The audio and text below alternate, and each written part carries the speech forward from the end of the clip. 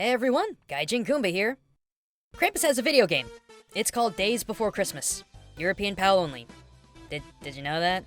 Yeah, I didn't either until a really nice fan told me about it. Okay, so you're not the Krampus all the time, but traditional Santa turning into the Krampus is a pretty big game mechanic. Combining the personal discovery of this game with not one, but two movies involving the Krampus in 2013 and 2015, I started to become curious about what exactly the Krampus is. I mean, we know the name, we've seen him in the media, but really, what the heck is he? Well, grab some hot cocoa and your favorite terrible holiday sweater, and let's try and figure out who Krampus really is. While both Santa and Krampus both have an affinity for sex in their work and their depictions, that's honestly where the similarities stop. In fact, while researching Krampus after playing this weird game, I came to find our modern interpretations of Krampus aren't even close to the original except maybe how he looks. Known mostly in Europe, Krampus is an anthropomorphic goat man who punishes bad children where Santa brings good kids gifts.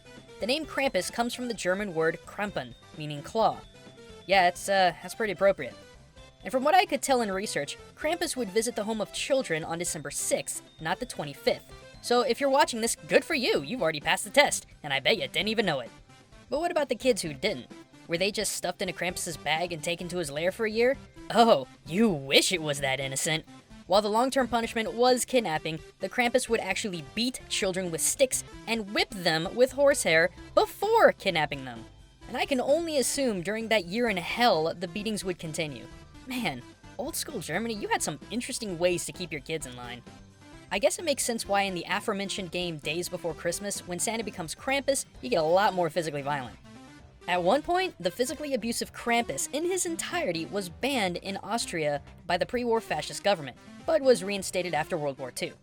But at present, Krampus is far more than a talked-about myth. To this day, Krampus has his own holiday. Yeah, you heard me right. Krampus, the dark side of Santa, has his own day of recognition called Krampuslauf, during which young men will dress up as the Horned Devil himself and parade the streets growling and shaking chains at onlookers. But the Krampus isn't completely seen as a horrifying monster as most of us in the US would think. In actuality, either because of his pre-Christian origin or his job in the balance of good and evil, Krampus in many parts of Europe is viewed positively by the public, even beloved in some cases. The guy even has his own line of greeting cards, which started back as late as the 1800s. Sure, a lot of them depict Krampus looming over children menacingly, but, and I make absolutely no joke here, at one point in time in these cards, Krampus was depicted as a skirt chaser.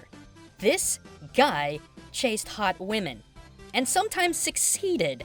For better or worse though, these two overtones of fear and promiscuousness have been toned down in modern cards to make way for a more cute and wholesome sort of Krampus.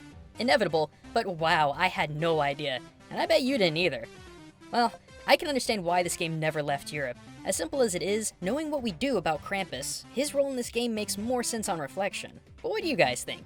Is Krampus a terrifying child-beating demon, or a misunderstood ladies' man who's trying to do his job? Cast your vote and I'll give you the results next episode.